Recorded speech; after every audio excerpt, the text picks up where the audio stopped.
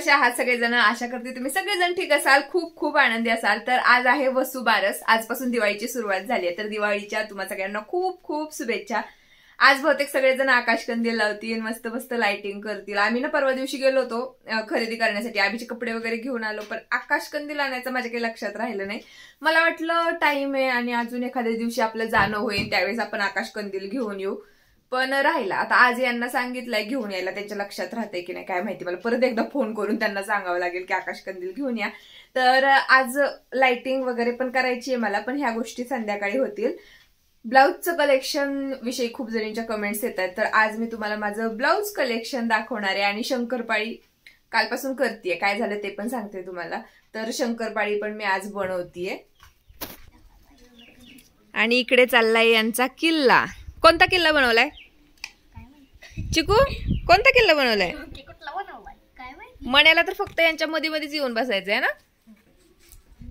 कोणता किल्ला? आणि इथं काय बनवले हे? आणि याच्यावर मावळे मांडा की वाळल्यावर ठेवायचे का? ह्यांचं काय चाललंय? हे फक्त मॅनेजर आहेत, आहे का नाही? नुसतं लक्ष ठेवतोय यांच्यावर. मदत करू लागची कुदाजीला ती थोडी. तू खायचंच काम कर आणि हे दोघं आपले करतायत. मस्त बनवलाय किल्ला.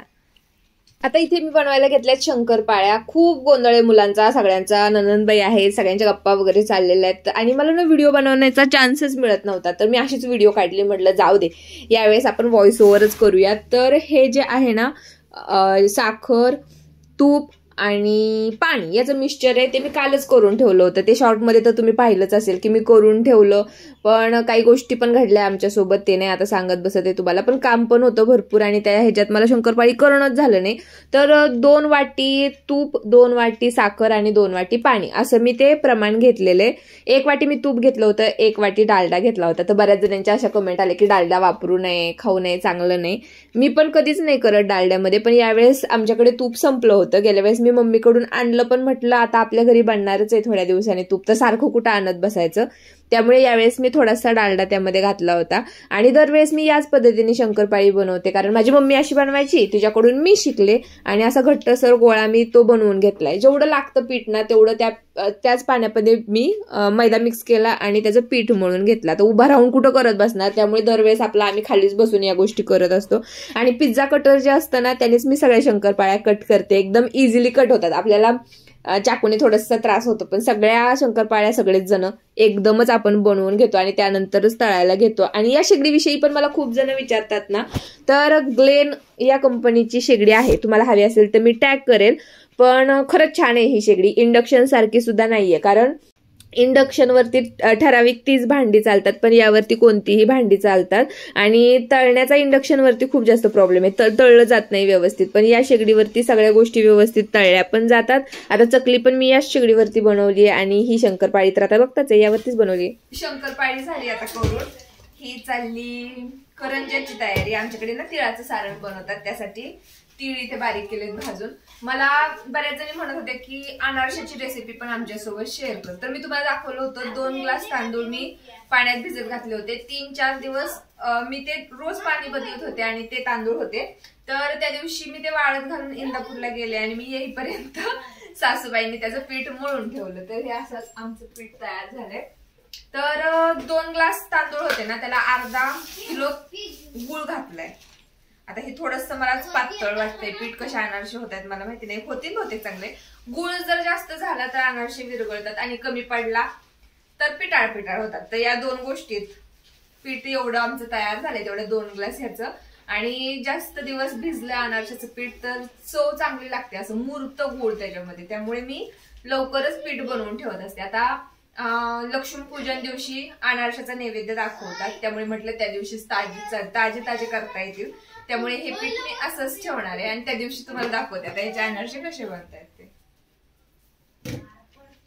माझं ब्लाऊजचं कलेक्शन तुम्हाला बघायचं होतं ना, नाहीयेत माझ्याकडे जास्त, असं तर मी तुम्हाला बऱ्याचदा सांगितलंय. पण आता जेवढे 4-5 ब्लाऊज आहेत ते दाखवते. तसे भरपूर आहेत, पण ते सगळे साड्यांवरचे ब्लाऊज आहेत. आणि मग त्याचं काय, आपण सिंपलच शिवतो. पफ स्लीव्ज वगैरे असतात, अशा वेगळ्या काही डिझाईन नाहीयेत. त्यामुळे हे 2-3 असे वेगळे ब्लाऊज आहेत माझ्याकडे, जे तुम्ही सगळ्या व्हिडिओमध्ये माझ्या पाहिलेले असतील. तर तेच दाखवते. तर सगळ्यात पहिल्यांदा हा ब्लाऊज, याचं कापड सुद्धा मी दाखवलं होतं तुम्हाला. तर हा जो ब्लाऊज आहे ना मस्त आहे. ह्याचं मी मस्त शिवलाय. असं तर काही समजत नाही पण घातल्यानंतर एकदम भारी दिसतंय. जर फोटो वगैरे असेल तर मी टाकेल इकडे. तर हे कापड फोन आला होता मला. तर हा जो ब्लाऊज पीस आहे ना हा मला मम्मीने आणला होता पुण्याला गेलेले त्यावेळेस. केव्हा आणलाय? ज्यावेळेस मी प्रेग्नेंट असेल बहुतेक, किंवा त्याच्या पण आधी आणला असेल मम्मीने आम्हाला ब्लाऊज पीस. आणि तेव्हापासून तो तसाच पडून होता, मी काही शिवलाच नाही. त्यावेळेस असं वेल्वेटच्या कापडांचा खूप जास्त ट्रेंड आला होता, त्यावेळेसचा होता. पण आता त्याला बहुतेक शिवून पण वर्ष झालं असेल किंवा 7-8 महिने झाले असतील. तर त्यावेळेस मी हा शिवलाय. ह्या लेसची त्यावेळेस ट्रेंड आला होता. तर ही लेस अशी लावली आहे, ओपन गळा आहे. आणि मी ब्लाऊज शिवताना जे बोटनेकचे शिवते ना हे करते मी, ते शॉर्टमध्ये तुमच्यासोबत शेअर केलं होतं. वरतून इथपर्यंत मी बंद ठेवते, टिप मारून घेते, त्याखाली ओपन ठेवते. त्यामुळे खाली हुक लावले ना तर पुढून असं बघितल्यानंतर पण वाटत नाही पुढे हुक आहेत, मागे पण दिसत नाही. आणि साईडला चेन असते ब्लाऊजला, पण ते काढताना घालताना एवढा त्रास होतो की काही समजतच नाही. त्यामुळे मी असं करते, ब्लाऊजला खालच्या साईडला असे हुक बसवते. खूप जास्त खालपर्यंत नाही हे शिवून घ्यायचं, तसं केलं तर मग घालताना काढताना खूप जास्त प्रॉब्लेम येतो. थोडी एवढ्याच साईज मध्ये टिप मारायची, तिथून खाली हुक बसवायचे. तर हा एक माझा ब्लाऊज आहे. हाच बहुतेक थोडासा वेगळा ब्लाऊज आहे माझ्याकडे, बाकी नाहीये. आणि बोटनेकचे ब्लाऊज घालायला मला आवडतात, त्यामुळे तशाच पद्धतीचे सध्या तरी मी ब्लाऊज शिवते. तर हा तर साडीतलाच आहे, परवा दिवशीच मी तुम्हाला दाखवला असेल एका व्हिडिओत. साडीतच आलाय, पण वेल्वेटचा असल्यामुळे हा पण कोणत्याही साड्यांवरती मॅच होतो. काठपदर साड्यांवरती असे वेल्वेटचे नाही चांगले दिसत, पण ज्या पार्टीवेअर असतील, कॉटनच्या असतील किंवा सिंपल असतील त्या साड्यांवरती हे मॅच होतं. आणि इथं मी मागं पानाच काय असतं हे, असं पानाचा आकार असेल बहुतेक, तर तशा पद्धतीचा हा शिवलाय. आणि मोठ्या स्लीव्ज आहेत. त्यानंतर हा आणखी एक वेल्वेटचा वेगळे ब्लाऊज, म्हणजे फक्त वेल्वेटचेच ब्लाऊज आहेत, बाकी सगळे साड्यांवरचे ब्लाऊज आहेत माझ्याकडे. तर हा पण मी तेव्हाच घेतलेला आहे, ज्यावेळेस हा आणलेला आहे ना मम्मीने, त्यावेळेसच हा पण आणलेला आहे. आणि हा तर मी एकदम सिंपल शिवला, कारण ह्याच्या स्लीव्ज पण मी छोट्या शिवल्या. मला कोणीतरी म्हटलं की अशा मोठ्या जर वेल्वेटच्या ब्लाऊजचे स्लीव्ज ठेवले ना तर आपण जास्त जाड दिसतो. त्यामुळे मी काय केलं, तेवढे नाही केले, एवढे केले, पण असा छान दिसतोय हा पण ब्लाऊज. त्यामुळे हा एक ब्लाऊज. त्यानंतर हा एक, असंच म्हटलं कोणत्या पण साड्यांवरती मॅच होतात ना असे वेगळे ब्लाऊज घेतल्यानंतर, त्यामुळे हा एक घेतला. आणि याला मी ट्राय केलं होतं की पुढे चेन हुक बसवायच्या ऐवजी चेन बसवली, पण त्यावेळेस मला व्यवस्थित बसवता येत नव्हती, त्यामुळे दिसतीये थोडीशी. पण हा पण पुढून बोटनेक केलाय आणि मागे डीपनेक. त्यानंतर हा एक ब्लाऊज आहे, हा सुद्धा साडीतच आलाय माझ्या, पण हा पण कशावरती तरी मॅच होतो. ती जी साडी आहे ना ती फक्त मी ह्या ब्लाऊज पीस साठी घेतलेली, कारण हा ब्लाऊज पीस मला खूप जास्त आवडला होता. तर हा एक ब्लाऊज आहे माझ्याकडे. आणि हा आता खराब झालाय, हा लगेचच वापरल्यानंतर खराब झाला, पण हा पण एवढा सुंदर दिसत होता ना ब्लाऊज. सगळ्यात पहिला बोटनेकचा हा ब्लाऊज मी शिवला होता आणि एकदम मस्त वाटत होता तो. याची फिटिंग पण इतकी सुंदर आली आहे. आणि ह्याचं पण तेच आहे सेम, मागे पानाचा आकार. तर हा एक ब्लाऊज आहे. आणि एवढेच ब्लाऊज आहेत वेगळे माझ्याकडे, बाकी सगळे साड्यांवरचे ब्लाऊज आहेत जे मी सिंपल शिवलेले. इथून पुढे आता मी असं करेल की छान छान शिवेल. आणि मला नका विचारू तुम्ही की आम्हाला शिकवा, कारण मलाच तेवढं परफेक्ट येत नाही की मी कुणाला तरी शिकवू शकेल. माझंच आपलं कसं तरी माप काढून कशी मी शिवत असते. तर आज आहे वसुबारस आणि मम्मी मला म्हटली आज एकादशी आहे, माझा पण उपवास आहे ना, तर एकादशी दिवशी नाही नैवेद्य दाखवायचा गाईला, आपला उपवास असला तर आपण पण नाही दाखवायचा असं सांगितलं कोणीतरी तिला. त्यामुळे आज आम्ही नैवेद्य वगैरे काही नाही दाखवणार आहे, संध्याकाळीच ते होईल. आता ननंदबाई पण आलेल्या आहेत माझ्या घरी, तर त्यामुळेच असं दुपारपासून माझं चाललंय की व्हिडिओ बनवायची, पण गप्पा मारत बसलो इकडे तिकडे, त्यामुळे आम्हाला करणंच झालं नाही.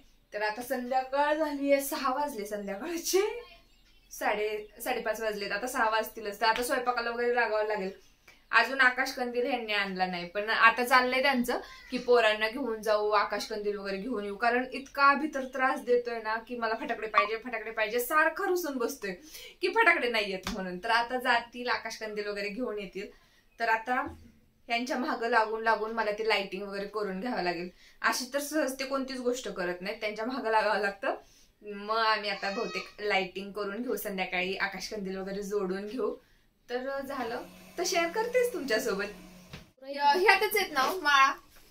कोणत्या कप्प्यात ठेवलेत आपण? इकडे ठेवलं की इकडे ठेवलं? आणि माळा येतात का आकाशकंदीलची? ओंकार पण धरला.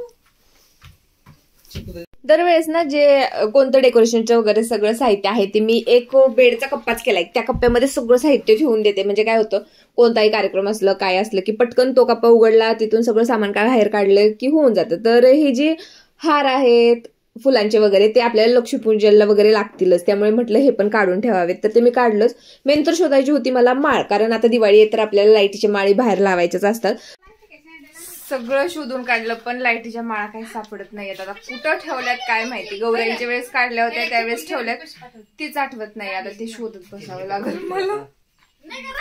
बघावी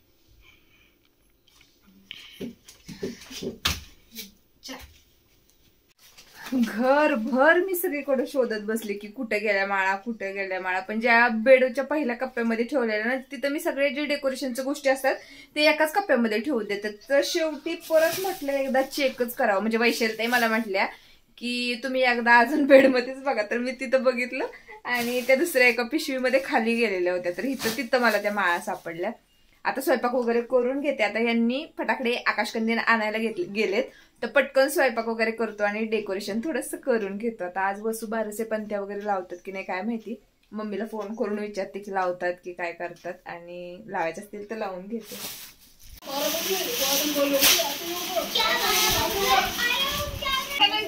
दोरीवरती लावायला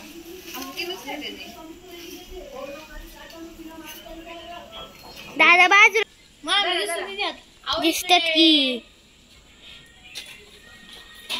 आता आकाशकंदील दाखवते गे. दिसतोय आकाशकंदील दिसतोय ना.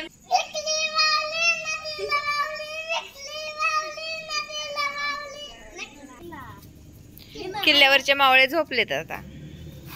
शिवाजी महाराज थोडे जागे आहेत. कुठे आहेत?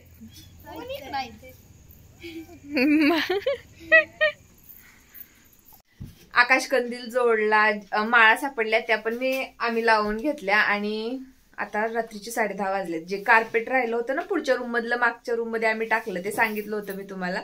तर ते कडेने चिटकवायचं राहिलं होतं. थोडंसं कुठे कुठे त्याचे जे तुकडे आहेत ते टाकायचे राहिले होते.